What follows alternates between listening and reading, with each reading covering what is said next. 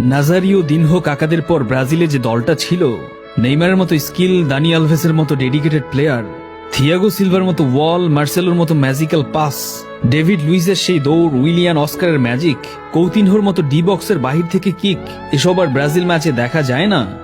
গত কয়েক বছর আগেও ব্রাজিলের জয় নিয়ে টেনশন করা লাগতো না, বরং কয় গোলে জিতবে সেটা নিয়েই ভাবনায় থাকতো দর্শকরা।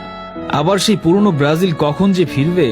22টি বিশ্বকাপের সবগুলোতেই অংশগ্রহণ করা ব্রাজিলের বিশ্বকাপ খেলা নিয়েই শঙ্কা। এমন পরিস্থিতি তো ইতিহাসেই বিরল। তবে 2002 বিশ্বকাপ আগেও কিন্তু তারকাখচিত ব্রাজিল দলটি খুঁড়িয়ে খুঁড়িয়ে বাছাই পর্ব অতিক্রম করেছিল। সেবার মূল পর্বে কি ঘটেছিল তা আমাদের সবারই জানা। এবারও কি তেমন কিছুর প্রত্যাশাতেই ব্রাজিল সমর্থকরা বুক বাঁধবে? তার উত্তর সময়ই দেবে। যুগের পর যুগ ব্রাজিলে অনেক কিংবদন্তির জন্ম হয়েছে নান্দনিক সাম্বা ফুটবলের কারিগরি দিয়ে, আর গত এক যুগে তার ছিটে ফোটাও দেখা মিলে না। হারিয়ে যেতে বসেছে ব্রাজিলের সেই নান্দনিক ফুটবল। ডোরিবাল 13 ম্যাচে মাত্র 6টাতে জিতেছে। এটা কি ব্রাজিল ফুটবলে মানায়? এইরকম একটা স্ট্যাট দেখার পরও প্রেসিডেন্ট বলেছে 26 পর্যন্ত নাকি ডাগ আউটে সেই থাক।